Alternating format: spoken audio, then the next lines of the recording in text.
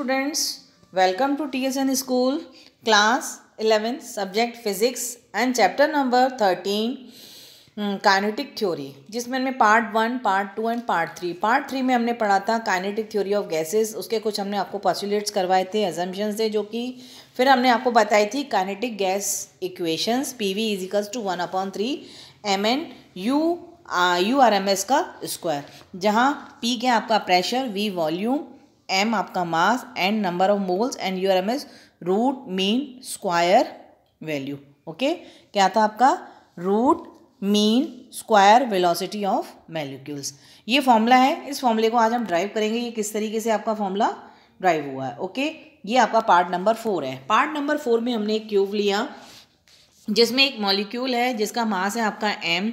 इस क्यूब्स के आपके 3 कंपोनेंट्स हैं, x directions, y direction and z direction, जिसका वॉल्यूम आपका क्या है L3, number of moles n, और जो एरिया है वो L और L है। साइड जो है मतलब L × L, यानी कि साइड कितनी है तीनों की इसमें L L L। इसमें हमने कोई एक वेलोसिटी ली u1, जिसके 3 कंपोनेंट्स होंगे ux1, uy1 और uz1। इसमें सिर्फ हम एक ही मोल यानी कि एक ही डायरेक्शंस पे बात करेंगे। अभी हम x वाले पे बात करेंगे, फिर उससे रिलेटेड उसको फॉर्मूला बना देंगे। ओके स्टूडेंट्स, अब देखिए हमने कोई मॉलिक्यूल्स लिया जिसका मास m1 है। एक वॉल से आपका ये ux1 यानी कि x डायरेक्शन में अभी हम बात कर रहे हैं, तो ux1 स्पीड से आपका वॉल से टकराया, यानी कि मोमेंटम हुआ, फिर वापस वो उसी स्पीड से वापस आ गया।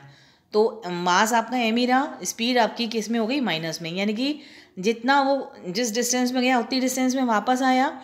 तो इसमें जो चेंज ऑफ मोमेंटम हुआ, जो इनिशियल मोमेंटम हुआ, वो आपका क्या हुआ mv यानी कि ux1, फिर वापस लौटा, यानी कि डायरेक्शंस क्या हो गई, चेंज हो गई। तो मोमेंटम जो फाइनल हुआ minus ux1। Okay, change in momentum in each collision, जो मोमेंटम में चेंज हुआ इन ईच कॉलिजन में, वो डेल p = u(m)2 हो गया, 2m(ux1) एंड जो टाइम लगा आपका, time taken for each collision, जो आपका टाइम इंक्लूड हुआ, time taken for each collision, गया और आया, वो टाइम कितना लगा। तो टाइम का जो फॉर्मूला होता है डिस्टेंस अपॉन स्पीड। डिस्टेंस कितनी हुई, L से गया और L से वापस आया, यानी कि L + L यानी कि 2L अपॉन स्पीड, तो आपकी ux1 ही है, तो ux1। ओके, फिर आप में उसमें जो फोर्स एग्जर्टेड हुई, force exerted on the wall, जो वॉल पे आपकी फोर्स लगी वो क्या लगी, change in momentum upon change in time. Okay, तो चेंज इन मोमेंटम आपका कितना निकला था जो चेंज इन मोमेंटम था वो आपका क्या था, 2m(ux1) और टाइम आपका क्या था 2L/ux1। तो हमने चेंज इन मोमेंटम की वैल्यू रखी 2m(ux1)/2L/ux1। 2 से 2 आपका कैंसिल हो गया, m/L ux1 और ux1 ऊपर जाएगा तो कितना हो जाएगा, ux1 का होल स्क्वायर। जो ये फोर्स है वो आपकी है ड्यू टू वन मॉलिक्यूल, एक मॉलिक्यूल आपका हिट हुआ वॉल पे ड्यू टू वन मॉलिक्यूल, यानी कि m/L 1/3 u1²। अब u1² कैसे आया आपका, साइड में देखिए हमने बॉक्स में लिख रखा है कि u हमने जो इस पहले पार्ट में हमने क्या ड्राइव किया था, u = ux(i), जो वेलोसिटी है वो आपका x डायरेक्शन में भी है, y डायरेक्शन में भी है और z डायरेक्शन में uxi uij + uzk, और तीनों ही क्या है, u जितना वो ux में जाएगा उतना ही uy में उतना ही, यानी कि तीनों की जो वेलोसिटी होगी तीनों डायरेक्शंस में क्या होगी, प्रोबेबिलिटी सेम थी, यानी कि इसको हमने क्या लिखा था, u² = 3ux²। ओके, अब जो आपका निकला m/L ux1², तो उसको हम u1 की टर्म में किस तरीके से लिखेंगे, तो u² = 3ux², तो ux² क्या हो जाएगा 1/3 u1²। तो आपका जो फोर्स आई ड्यू टू वन मॉलिक्यूल, जो वॉल पे मॉलिक्यूल्स टकराया due to one molecule = m/L 1/3 u1²। Okay, अब देखिए ये तो हुआ आपका due to one molecule of force. अब हमें निकालनी है force due to n molecules. N molecules के लिए क्या हो जाएगा आपका m/1/3 ml U1 plus 1/3 ml U2 का स्क्वायर प्लस 1/3 ml UN का स्क्वायर एंड सोन।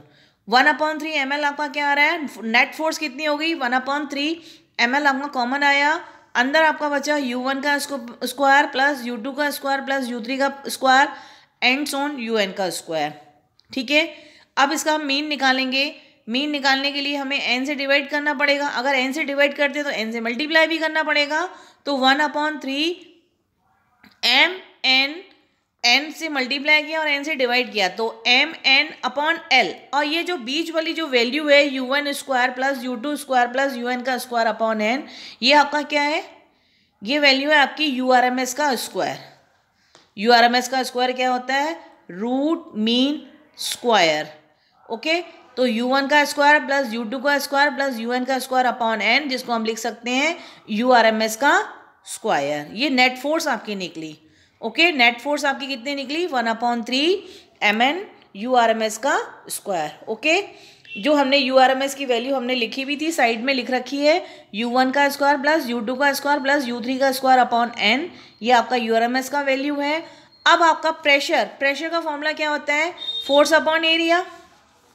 ओके, और फोर्स का वैल्यू हमने यहाँ पे निकाला है, अभी कितना निकाला है 1/3 mn अपॉन l URMS का स्क्वायर, तो 1/3 m upon l m URMS का स्क्वायर, और एरिया की जगह हमने क्या लिख दिया इंटू एल स्क्वायर, जो साइड इंटू साइड, और जो आपका क्यूब का साइड से वो कितने हैं आपके l और l, तो l इंटू एल को हमने क्या लिख दिया L square. Okay, force upon area, force की जो वैल्यू हमने निकाली थी वो सब्स्टिट्यूट करी, और एरिया की जगह हमने क्या रख दिया एल स्क्वायर। एक एल ऑलरेडी आपका पहले से ये एल इंटू एल स्क्वायर क्या हो गया आपका एल की पावर 3, तो 1/3 mn URMS का स्क्वायर अपॉन एल क्यू, और एल क्यू क्या है आपका वॉल्यूम, ऊपर हमने जो क्यूब बना हुआ है उसका वॉल्यूम कितना है आपका, तीनों साइड्स को अगर हम मल्टीप्लाई करते हैं l into b into h, वो आपका क्या निकल के आता है वॉल्यूम, और वॉल्यूम को हमने एल क्यू, यानी कि साइड आपकी कितनी है एल एल एल, तो वॉल्यूम आपका क्या हो गया एल क्यू, तो इस एल क्यू की जगह हम वी भी रख सकते हैं, तो 1/3 mn URMS square upon v, v का हमने क्रॉस मल्टीप्लाई कर दिया पी से, तो p we is equals to 1/3 mn URMS का स्क्वायर। और यही क्या आपकी काइनेटिक गैस इक्वेशन, जो कि हमने स्टार्टिंग में ऊपर लिख रखी थी, ये इक्वेशन आपकी किस तरीके से प्रूव होके आई। ओके, इसको हमने इसका डेरिवेशन भी किया है। ओके, तो p we is equals to 1/3 mn URMS का स्क्वायर, जो कि आपकी क्या है, this is the kinetic gas equation. Okay students, अब देखिए आपका आता है काइनेटिक एनर्जी। काइनेटिक एनर्जी क्या होती है, हाफ एम वी स्क्वायर, तो kinetic energy of one molecule के लिए क्या हो जाएगी हाफ m U1 का स्क्वायर। अब ये 1 मोल के लिए, तो n मोल्स के लिए क्या हो जाएगी kinetic energy of n molecules 1/2 m U1 का स्क्वायर प्लस 1/2 m U2 का स्क्वायर प्लस 1/2 m UN का स्क्वायर। 1/2 m आपका कॉमन आ गया, अंदर आपका बचा U1 का स्क्वायर प्लस U2 का square plus and so on UN का स्क्वायर। इसमें हमने मीन निकालने के लिए n से इसमें हमने डिवाइड किया, n से डिवाइड किया तो n से क्या करेंगे मल्टीप्लाई भी करेंगे। ओके, तो kinetic energy of n molecules half m, और ये जो वैल्यू है आपकी किसकी है U1 square U2 square UN square URMS का स्क्वायर, URMS का स्क्वायर के इक्वल है इनटू n। तो kinetic energy of n molecules के लिए कितनी निकली हाफ m URMS का स्क्वायर इनटू n। अब हमने क्या किया के अपॉन पी वी, जो पी वी की वैल्यू हमने ऊपर निकाली है वो, और के आपका जो काइनेटिक एनर्जी है, इन दोनों की वैल्यू हमने सब्स्टिट्यूट की। काइनेटिक एनर्जी की वैल्यू कितनी है हाफ m URMS का स्क्वायर इनटू n, और जो पी वी की वैल्यू हमने निकाली थी, पी वी की वैल्यू हमारी कितनी निकली थी 1/3 mn URMS का स्क्वायर। m से m कैंसिल हुआ, n से n कैंसिल हुआ, URMS स्क्वायर से URMS स्क्वायर कैंसिल हुआ, 3 आपका पहुंच गया ऊपर 2 नीचे, यानी कि यहाँ से kinetic energy is equals to क्या निकली 3/2, और पीवी का हमने क्रॉस मल्टीप्लाई कर दिया 3/2 से, तो K E is equals to 3/2 PV. ओके, ये भी आपकी एक इक्वेशन थी जिसको हमने ड्राइव किया है, kinetic energy is equals to 3/2 PV. अब आपका क्या आता है, for a 1 mole of gas, any gas, कोई भी गैस हो, एनी आइडियल गैस, वहाँ पे आइडियल गैस के लिए पी वी इजिकल्स टू क्या होता है, आर टी। 1 मोल के लिए क्या होता है, आर टी। वैसे तो आइडियल गैस क्या होती है आपकी, p v is equals to n r t. 1 mole के लिए क्या हो जाएगी, p v is equals to r t, n की जगह हम 1 सब्सटीट्यूट कर देंगे, तो इस पी वी की जगह हम आर टी भी रख सकते हैं। तो यहाँ से काइनेटिक एनर्जी कितनी निकल के आई, आपकी kinetic energy equals to 3/2 R T. Okay, तो आपके कौन कौन से फॉर्मूले निकले, एक आपको kinetic energy equals to 3/2 nRT for n moles of ideal gas, एक आपका निकला P we is equals to 1/3 mn URMS का स्क्वायर, और एक आपका निकला kinetic energy of 1 mole of gas, ideal gas, any gas, कोई भी एनी गैस है जो कि आइडियल है, उसका आपका कितना निकला 3/2 PRT। पीवी की जगह हमने क्या रख दिया, RT for a 1 mole.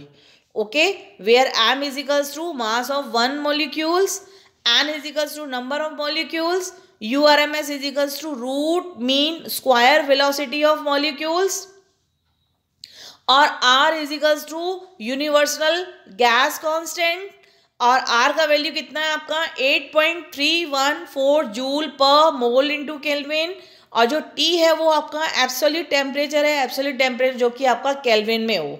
Okay, kinetic energy of n moles of ideal gas, kinetic energy of 1 mole के लिए कितना था 3/2 RT, n मोल्स के लिए कितना हो जाएगा आपका n इंटू 3/2 RT।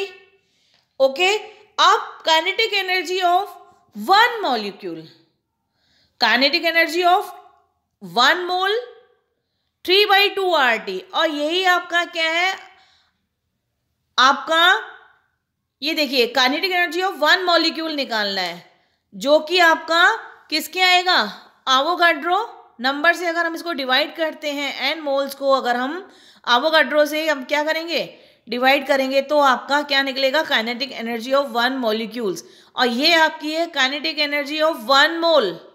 इसको हम, ये किसके इक्वल है, आपके एवोगाड्रो नंबर, एवोगाड्रो नंबर यानी कि Na। अगर इस पूरे kinetic energy of n moles of ideal gas को एवोगाड्रो नंबर से डिवाइड करते हैं, तो वो आपकी निकलेगी काइनेटिक एनर्जी ऑफ 1 मॉलिक्यूल, तो 3/2 RTNA। और ये जो R अपॉन एवोगाड्रो नंबर है ये K के इक्वल है, क्योंकि K का वैल्यू कितना होता है R/NA, और जो N है वो आपको एवोगाड्रो नंबर, और जो R/N है एक कांस्टेंट है, कांस्टेंट यानी कि R/NA एक बोल्ट्जमैन कांस्टेंट, तो R/NA को हमने क्या रख दिया K।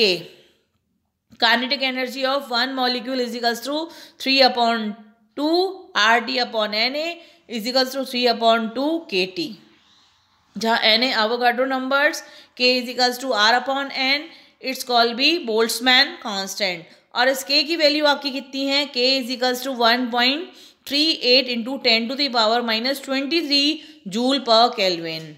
ओके स्टूडेंट्स, आपका ये जो भी फॉर्मूले थे हमने इसमें ड्राइव किए हैं। आपका पहला फॉर्मूला क्या ड्राइव होके निकला, P we is equals to 1/3 mn URMS का स्क्वायर, फिर काइनेटिक एनर्जी आपकी क्या निकल के आई, काइनेटिक एनर्जी 3/2 पीवी, पीवी की जगह ने हमने RT सब्स्टिट्यूट किया, क्योंकि for a 1 mole of ideal gas के लिए पीवी इज इक्वल्स टू क्या था आपका RT, फिर आपका kinetic energy 3/2 nRT n moles के लिए, फिर आपका पीवी हमने निकाला था 1/3 mn URMS का square, kinetic energy of 1 mole for ideal gas 3/2 RT, जहाँ m mass of 1 molecules, number of molecules, root mean square velocity of molecules URMS, R वो gas constant, where R is equals to 8.314 joule mole per kelvin, temperature absolute temperature, n moles के लिए जो वो kinetic energy है वो कितनी निकली आपकी n इंटू 1 मोल के लिए 3/2 RT, n मोल्स के लिए n into 3/RT। Kinetic energy of n 1 molecule, kinetic energy of 1 mole के लिए कितनी थी आपकी 3/2 RT, और 1 मॉलिक्यूल के लिए आपकी 3/2 RT/NA, और R/NA को हमने क्या रख दिया K, where K is a Boltzmann constant, वहाँ K का वैल्यू कितना है R/NA, और K की वैल्यू कितनी होती है 1.38 into 10⁻⁻ 23 joule per kelvin. Okay students, इस पार्ट को हम यहीं फिनिश करते हैं।